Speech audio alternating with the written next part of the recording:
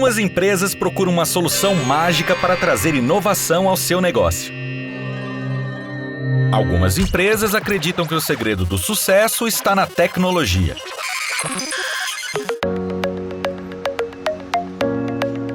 Mas as empresas mais competitivas e modernas sabem que o melhor investimento são os jovens talentos. Aprendizes e estagiários trazem a liberdade, a criatividade e a garra de quem está começando a construir uma carreira e quer provar todo o seu potencial. O CIEE possui toda a experiência para auxiliar qualquer empresa a criar um programa de estágio e aprendizagem. Qualquer empresa mesmo. Entre em contato agora com o CIEE e dê um upgrade no seu negócio. CIEE, transformando vidas, construindo o futuro.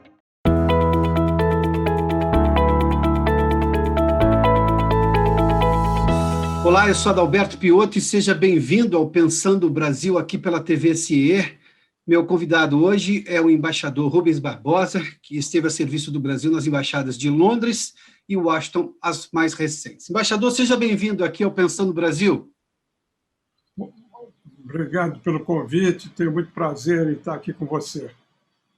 Embaixador, só para citar alguns fatos recentes das relações internacionais, ou melhor, da lógica internacional, nós tivemos uma mudança de poder, obviamente que extremamente importante nos Estados Unidos, o país mais rico e mais poderoso do mundo.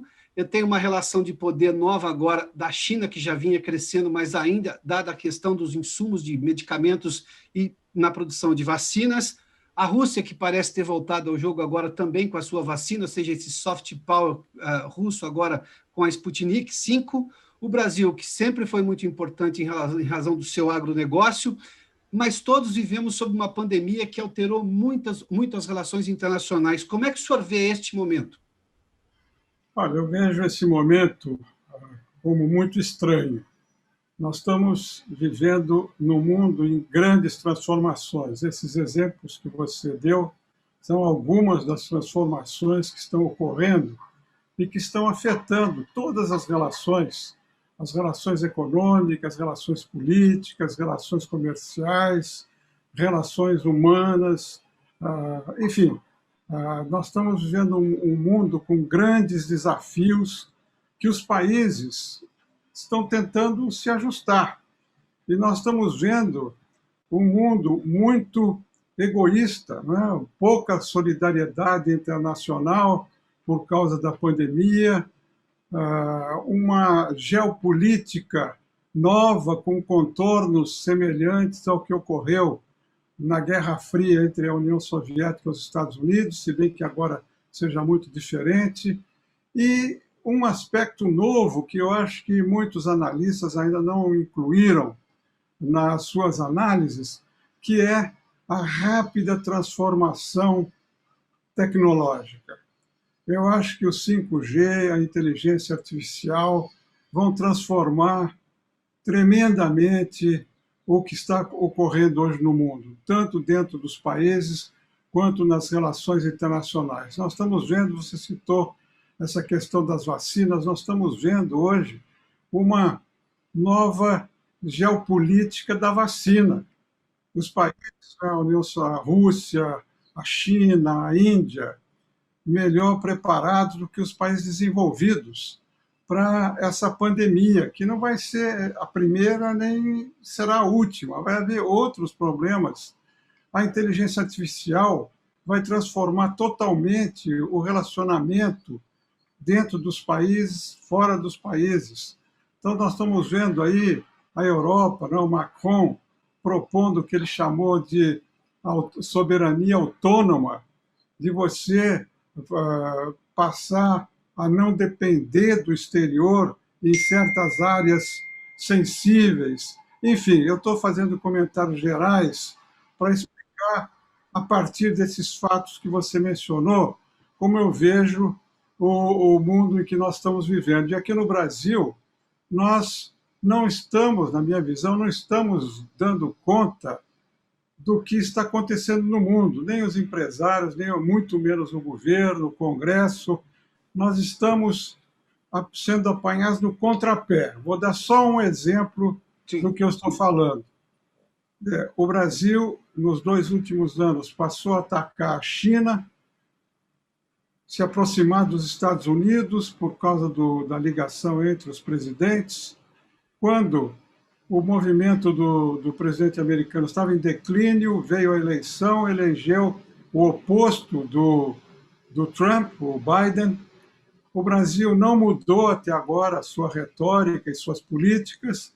Então, eu não sei como é que vai ficar a relação quando chegar a hora da negociação entre a retórica brasileira e as políticas americanas na área de meio ambiente e o que já ocorreu com a China.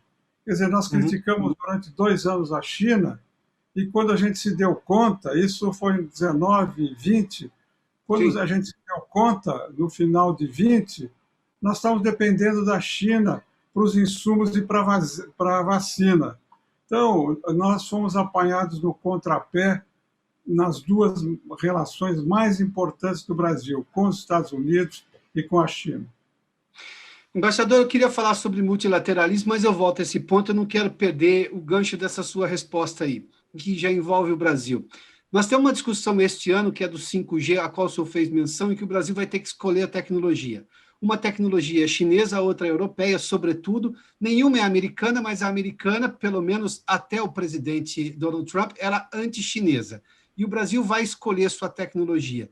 Levando-se em conta que nós temos, historicamente, claro que com a China é uma coisa mais recente, mas uma relação muito importante, sobretudo comercial, como é que o Brasil tem que pesar essa situação? Onde é que a diplomacia entra justamente para costurar um acordo e o país manter a sua soberania? Olha, eu acho que o Brasil não pode tomar partido nem de um lado nem de outro nessa confrontação estratégica que começou a ocorrer nesses últimos 4, 5 anos entre os Estados Unidos e a China. O Brasil é um país grande, está passando por dificuldades imensas hoje, a gente não sabe como é que a gente vai sair disso, mas nós temos interesses a resguardar. O Brasil tem a capacidade de influir aqui na região. Você se referiu ao agro brasileiro, que é importante. O Brasil terá uma voz, hoje está diminuída, mas ela vai voltar a ter por peso do país. Então, nós não podemos nos alinhar automaticamente nem a um lado nem de outro. O Brasil tem que decidir segundo o seu próprio interesse. Não existe amigos nas relações internacionais, existem interesses. Então, o interesse nosso tem que ser preservado. Claro que nós temos mais afinidades com os Estados Unidos do que com a China, mas nós hoje dependemos da China mais do que dos Estados Unidos. Isso pode mudar. Nesse momento, o interesse brasileiro, e eu insisto nisso, que nós temos que discutir essas questões todas internacionais, sempre colocando, como disse o Trump, né, nos Estados Unidos, sempre o Brasil em primeiro lugar. Quer dizer, ele usou isso de maneira equivocada, mas no caso do Brasil, nós temos que colocar o Brasil em primeiro lugar, porque nós não somos uma grande potência, o Brasil é uma potência média, o Brasil tem grandes vulnerabilidades, e nós temos que decidir de acordo com o nosso interesse, não o interesse ideológico ou o interesse geopolítico. Temos que decidir de acordo com o nosso interesse. Então, hoje, nós temos essa dependência enorme em relação à China por causa da área comercial. A China está se tornando hoje uma superpotência como os Estados Unidos. Nessa área da inteligência artificial, do 5G, vai estar na frente dos Estados Unidos. O futuro é esse. Então, nós temos que nos colocar aí para poder aproveitar dos Estados Unidos e da China aquilo que nos interessa. Então, nessa questão do 5G, nós temos que decidir de acordo com o interesse brasileiro. Onde é que está o interesse brasileiro?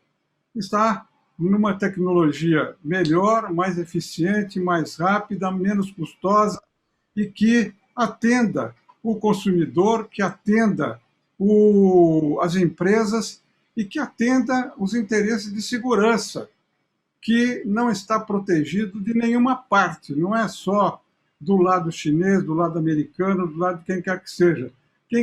Nós já tivemos isso recentemente, espionagem americana aqui no Brasil, com a presidente Dilma, com a Petrobras. Então, essa questão da segurança, nós temos que desenvolver os nossos próprios métodos para conseguir defender o nosso interesse. Não temos que ter medo de ninguém.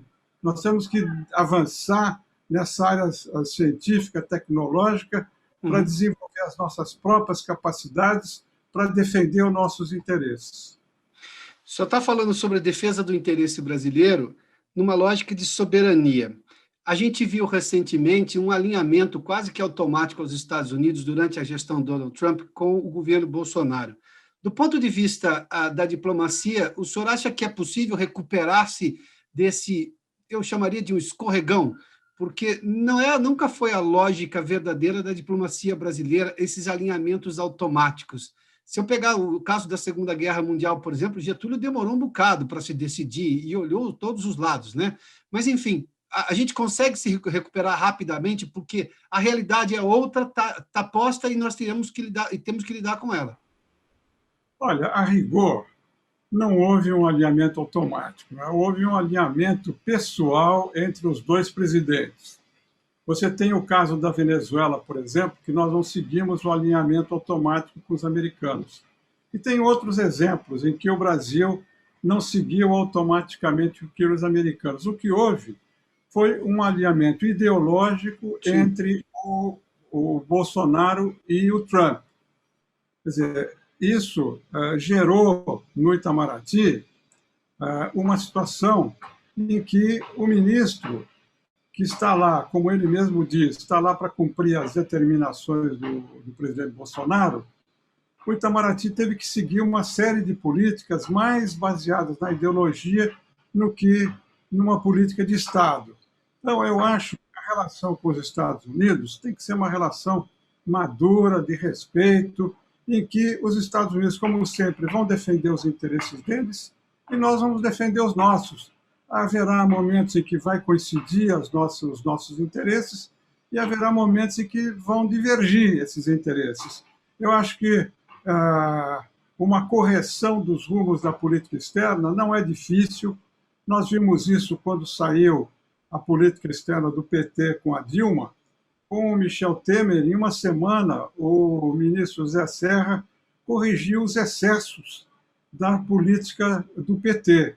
Agora, nós vamos fazer a mesma coisa. Quando mudar esse governo, esses excessos todos vão ser corrigidos, porque, no fundo, se você examinar a política externa brasileira nos últimos 30, 40 anos, as prioridades são as mesmas. O que mudam são as ênfases, são os sinais. Quer dizer, a prioridade para a América do Sul é de todos os governos, do Mercosul é de todos os governos. A prioridade com os Estados Unidos, com a China, com a Europa, com os organismos multilaterais, são as prioridades do Brasil. O que mudou com o PT foi numa direção. No caso, eu vou dar um exemplo. No caso da Venezuela, o Lula dizia que a democracia nunca existiu em nenhum outro país tão boa quanto na Venezuela. Hoje, a Venezuela é o diabo em cima da terra. Tudo que está sendo dito aí pelo governo. Então, mas a Venezuela continua sendo uma prioridade para o Brasil.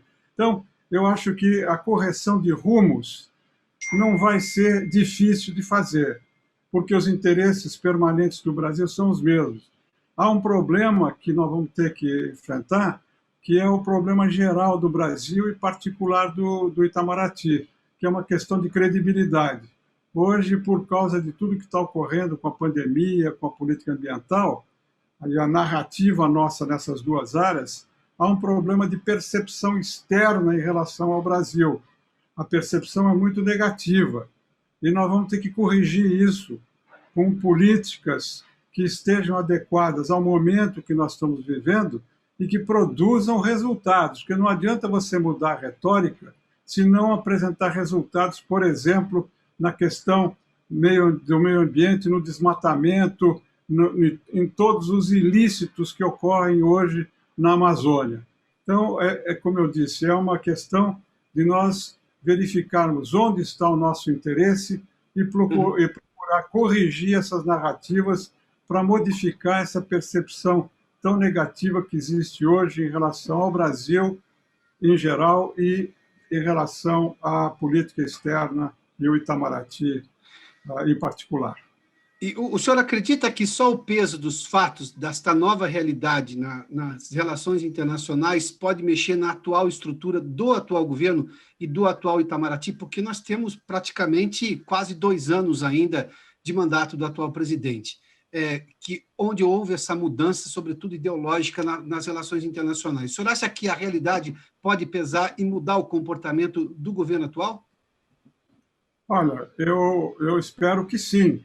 Mas eu estou baseando todas as minhas projeções, todo o trabalho que eu estou fazendo, num horizonte dos próximos 10 anos. Não adianta nós pensarmos a curto prazo. A política é do presidente, não é do ministro do Exterior, não é do ministro da Saúde, não é do ministro do Meio Ambiente. A política é do presidente. Então, o presidente vai estar no poder até as eleições, até 2022. Em 2022, como ocorreu em 2018, o povo brasileiro, os eleitores brasileiros vão decidir o que eles querem para o Brasil. E aí nós vamos ver como é que o Brasil vai estar a partir de 23. Então, eu não estou preocupado com tentar influir na mudança da política atual, porque não depende nem do setor privado, não depende da academia, não depende do próprio Itamaraty, depende da percepção do presidente. Então, como a gente vê que é difícil influir na visão que o presidente tem dos problemas brasileiros, que ele tem do mundo, eu não estou preocupado com isso. Eu estou dando como pressuposto que a política atual vai continuar até o fim do governo.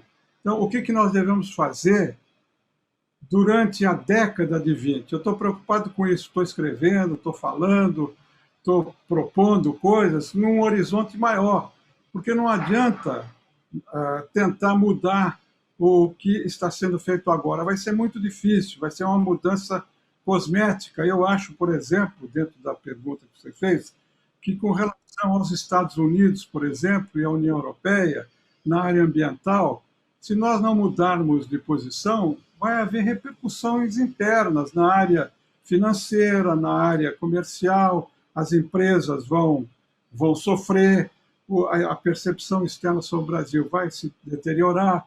Então, vai haver consequências, tudo tem consequências. A palavra do presidente conta no mundo. Então, se você parte do pressuposto que a política atual não vai mudar, como eu parto do pressuposto, eu estou me preocupando na política econômica, na política externa, na política de comércio exterior, na política ambiental, para os próximos 10 anos, até 2030, que é o que os países estão fazendo, porque a pandemia está mudando tudo no mundo inteiro. Semana passada acabou de sair um documento na Grã-Bretanha, no Reino Unido, mostrando qual é o novo papel da Inglaterra no mundo. Nós aqui estamos longe de fazer isso, mas eles colocam 10 anos à frente. Não adianta você fazer uma programação para esse ano, para o ano que vem. Isso está dado, é o governo que está aí, e eu parto do pressuposto, posso estar equivocado, tomara que esteja equivocado, eu parto do pressuposto que nessas áreas que nós estamos conversando, nada vai mudar. Então, nós temos que nos preparar para, a partir de 23 até 30, como deverá ficar a política ambiental, a política externa, a política comercial, a política econômica do Brasil. Quais são os interesses do Brasil, quais são as influências que são exercidas sobre o Brasil. Temos que pensar a médio prazo, para que a gente possa se preparar para depois da pandemia, porque a situação não é só o governo vai durar até o ano que vem, é que a pandemia, os efeitos da pandemia vão ficar ainda presentes esse ano e uma boa parte do ano que vem. Então, são anos que estão já dados, são fatos que estão aí que dificilmente não vão poder mudar.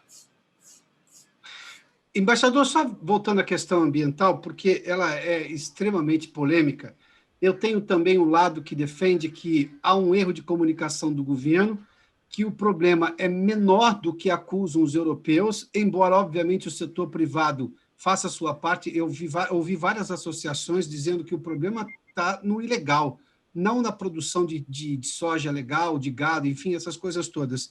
É um problema de comunicação do governo ou fatos realmente que atentam contra a preservação da floresta? Onde é que está o erro para o Brasil ter ficado tão, digamos, do lado criticado pelo resto do mundo em relação à questão ambiental? Olha, primeiro, eu acho que não há a percepção aqui no governo brasileiro de que meio ambiente e mudança de clima é um tema global.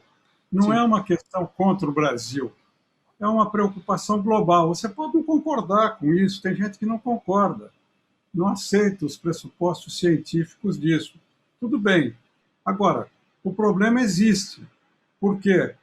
Os governos estão adotando essa política, os 27 países europeus estão adotando essa política, o governo americano está adotando essa política, a China está mudando a sua política para entrar nessa questão ambiental também.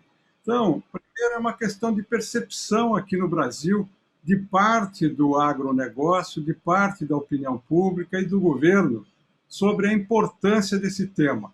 Esse tema, hoje, é uma das utopias do século XXI. Você pode não acreditar nisso, mas a juventude acredita nisso. Partidos verdes no mundo inteiro estão crescendo, entendeu? E isso tem consequências. Então, essa é uma primeira observação. A segunda observação é que, porque você está partindo de pressupostos errados, a narrativa é equivocada, e que está gerando toda essa dissintonia do Brasil com o mundo. Quer dizer, a percepção do mundo é que o Brasil não se importa com a Amazônia quando o foco dessa política ambiental global, hoje, é a Amazônia, porque há a percepção de que nós temos que tomar medidas para impedir o aquecimento global. O Acordo de Paris é sobre isso. São medidas, concordaram, inclusive, o Brasil e os Estados Unidos agora voltaram para o Acordo de Paris, segundo o qual o objetivo é reduzir o aquecimento global e, se possível, de anular o aquecimento global, porque a percepção científica é que isso vai prejudicar muitas regiões, inclusive a nossa aqui no Brasil, Sim. se os regimes de chuva, de temperatura e tal, se alterarem como estão se alterando. Então, há sinais claros disso já, inclusive, né? Então, a narrativa não entendeu que isso é um problema global, não é uma questão contra o Brasil. E a terceira coisa, nessa questão da ação na Amazônia, é que o importante é você combater o ilícito aqui no Brasil, porque o que o mundo está querendo é que o Brasil cumpra a sua legislação. Eles não estão querendo impor nada para a gente. Não há essa retórica do protecionismo e tal. Claro que existe, mas é muito pequena. Existe de alguns países. E depois essa retórica também, que os outros destruíram, a gente pode destruir, isso aí é uma retórica que foi usada há 40, 50 anos atrás. Hoje, você tem que se ajustar ao que se espera do Brasil na preservação da Amazônia. E se não tivesse outros motivos, né, para evitar as consequências econômicas, comerciais, financeiras, para você ser visto no exterior como um país que cumpre a sua legislação, porque a crítica que se faz é que o Brasil não está coibindo os ilícitos no desmatamento, na queimada e no controle do garimpo ilegal. Isso é que estão dizendo da gente. Não estão querendo fazer nada, não estão querendo ocupar o território, não estão querendo fazer nada. Eles estão dizendo para você precisa cumprir a legislação interna que vocês têm para evitar os ilícitos na Amazônia. E a gente reluta em aceitar isso. Quer dizer, é um ilícito que nós temos que combater. Ninguém está querendo impor nada a gente. Nós é que temos que olhar para os nossos problemas aqui e tentar resolver esses problemas. Na Amazônia, o problema é o ilícito. a legislação que não está sendo cumprida e que, por omissão das autoridades estaduais, municipais, federais, e pelo enfraquecimento dos órgãos que fazem a fiscalização e a repressão dos ilícitos, como deve existir sobre qualquer assunto. Então, o problema aqui é muito mais simples do que a gente está pensando.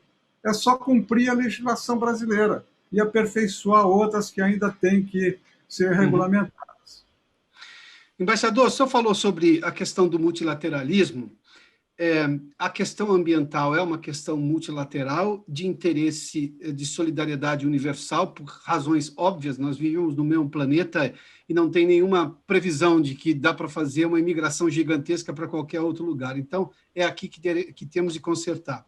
Mas talvez no primeiro teste multilateral do mundo, de necessidade de solidariedade internacional, que foi a pandemia, a gente está vendo aí o mundo, digamos, devendo para si próprio. Os Estados Unidos usaram todo o poder fiscal para comprar todas as vacinas que podiam e vão, digamos, bater o recorde.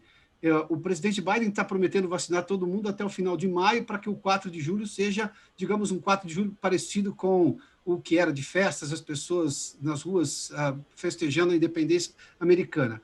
Os europeus estão reclamando disso. A China, a gente viu, o senhor falou de Emmanuel Macron, por exemplo, ele está falando de autossuficiência em algumas coisas para não depender, por exemplo, de Índia e de China, sobretudo nas questões de medicamentos, porque o mundo também percebeu, acho que essa não vai ser a última pandemia pela qual vamos passar. Enfim, nesse primeiro teste, em que pese o que o presidente americano está fazendo pelos americanos, a gente não está vendo essa solidariedade que lá no começo da pandemia imaginava-se que seria maior no mundo. Como é que a gente vai sair disso, levando-se em conta que, em algum momento, os presidentes de seus países pensam nos seus locais? Eu entendo que seja obrigação deles, mas dentro dessa lógica internacional, isso fica um pouco deslocado. Olha, a Organização Mundial de Saúde, né, que deveria estar coordenando essa cooperação e solidariedade internacional, ficou marginalizada, porque, como a pandemia, por definição, afeta a saúde, a vida dos cidadãos em todos os países, os governos deixaram de lado a cooperação internacional e passaram eles mesmos a cuidar da vida dos seus cidadãos, porque os governos são eleitos, tem votação, tem eleições, e a morte crescente da população afetou essa questão da solidariedade internacional. Nós estamos vendo hoje que, aos poucos, a Organização Mundial de Saúde começa a ter alguma interferência. O Brasil recebeu agora 1 milhão de doses, né, de vacina do COVAX, dessa política da OMC de distribuir para os países mais pobres e menos desenvolvidos as vacinas. Você sabe que quase 130 países não tem vacina para vacinar. O Brasil está numa minoria de países que tem vacina para tentar minorar os problemas para a população. Então, num primeiro momento, a gente pode explicar essa falta de solidariedade pela precedência que os governos deram na salvação da vida dos seus países. Nos Estados Unidos, o Trump, aqui no Brasil, o governo atual, entraram por um outro caminho, né? E tiveram o resultado, estamos tendo o resultado que nós estamos vendo. Mas, na maioria dos países, se procurou seguir a orientação científica, as recomendações da ciência. E a ciência desenvolveu vacinas em tempo recorde. Então, foi um esforço, aí no caso das vacinas, foi um esforço de cooperação científica como nunca se viu, com resultados importantes, né? Em um ano se produziram vacinas, várias vacinas, que estão agora atuando para salvar as vidas. Nós estamos no período, como eu falei, da geopolítica da vacina, porque hoje a vacina está sendo utilizada como um instrumento de política por 3 países, pela Rússia, pela China e pela Índia. A Europa está começando a ensaiar, e os Estados Unidos também estão começando a ensaiar ações políticas a partir da vacina. Os Estados Unidos forneceram vacinas, né, 2,5 milhões de doses para o México, 1,5 milhão de doses para o Canadá. A Europa está dando, estendendo pouca quantidade de vacina para alguns países mais próximos dela.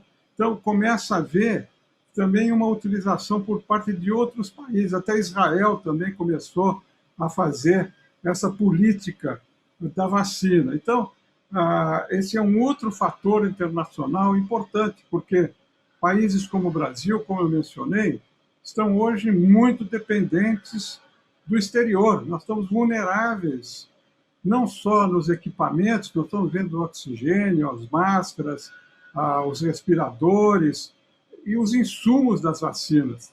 Quer dizer, isso poderia aconselhar, como já pensou o Macron, que aqui no Brasil também nós começássemos a pensar de ter uma política para que certas áreas em que o Brasil é vulnerável sejam também vistas como uma questão estratégica. Eu, como você sabe, eu sou presidente da Associação Brasileira da Indústria do Trigo. O trigo é o principal elemento, né, alimentício na mesa dos brasileiros. A farinha de trigo está hoje mais do que o arroz e que o feijão, segundo estatísticas que foram feitas aí. Nós dependemos 60% da importação do trigo do exterior. Nós tivemos um problema no começo da pandemia, porque os navios não podiam chegar nos portos. E se os países que fornecem para o Brasil tiverem problemas, como é que fica a produção da massa, do pão, que é a comida normal do brasileiro? Isso para falar no trigo, que é uma vulnerabilidade, que, na minha visão, é uma questão de segurança nacional, uma questão de alimentação. Além disso, você tem, na área da saúde, essa vulnerabilidade dos insumos, e você tem laboratórios importantes, como nós sabemos, a Fiocruz, aqui o Butantan, que estão preparados para produzir, já produzem vacinas. Agora, onde é que está a pesquisa para nós desenvolvermos os insumos aqui no Brasil, ou vacinas para Covid-19 aqui do Brasil? Nós temos que importar tudo. E há outras áreas que podem ser também vistas como estratégicas, porque no esforço que a gente está fazendo agora, certas indústrias não podem ser ajustadas para a produção, como fizeram os Estados Unidos, produção de materiais estratégicos para a saúde, como respiradores, como luvas, máscaras, enfim, tem uma infinidade de produtos aí que nós dependemos do exterior quando a gente poderia estar produzindo aqui. Não se trata de política protecionista, nada, se trata de uma política, como faz a França, de soberania em áreas sensíveis, estratégicas para o país. Eu não vejo ninguém discutindo isso aqui no Brasil. O senhor está pregando justamente uma visão de Estado estratégico e, obviamente, mapeamento de áreas em que somos vulneráveis. Um país desse tamanho, com 210 milhões de pessoas, não pode se dar o luxo de ficar vulneráveis em áreas estratégicas. É o que a gente viu acontecer, que não podemos deixar que aconteça novamente. É isso que o senhor está dizendo, né? Começou com o Amazonas, hoje nós estamos vendo aqui no Sul, mesmo em São Paulo, faltando medicamentos, analgésicos, enfim, faltando produtos médicos que são essenciais.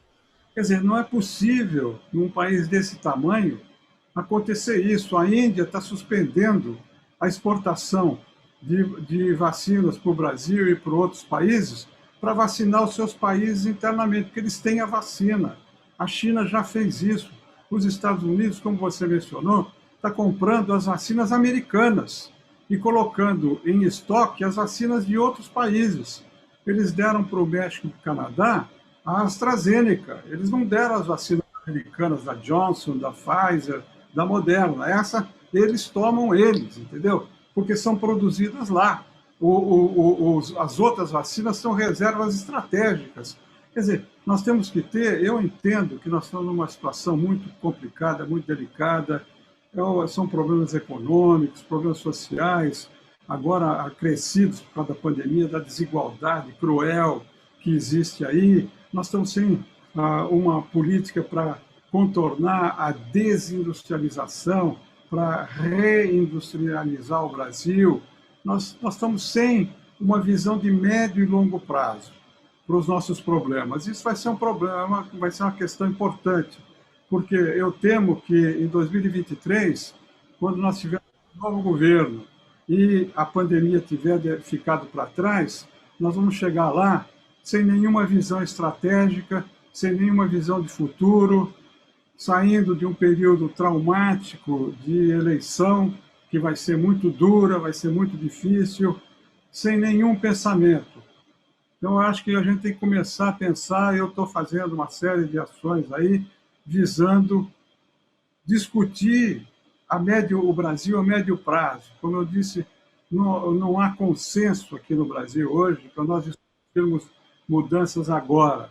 Nós temos que pensar a médio e longo prazo. Como é que o Brasil vai sair da pandemia, como é que a economia brasileira vai sair, como é que vai ficar o lugar do Brasil no mundo. Ninguém se preocupa com isso. E isso é muito importante para a própria saúde do nosso país. Nós não estamos isolados no mundo, nós estamos inseridos dentro de um mundo em constante transformação. E nós temos grandes desafios internos e externos que a sociedade brasileira, o Congresso, os empresários não estão discutindo adequadamente. Está sendo discutido, mas não adequadamente. Não com essa visão de futuro que o senhor está propondo, porque o futuro tem encontro marcado com o presente logo, logo. Embaixador, muitíssimo obrigado pela gentileza de me atender, pela entrevista grandiosa que o senhor nos deu aqui no Pensando Brasil. Muito obrigado uma vez mais, viu? Muito obrigado pelo seu interesse aí, pela oportunidade de tentar transmitir uma visão mais otimista para o médio e longo prazo, desde que a gente comece a examinar e a definir as grandes linhas dessa política a partir de 2023. Muito obrigado. Muito obrigado, embaixador. Até mais. Obrigado.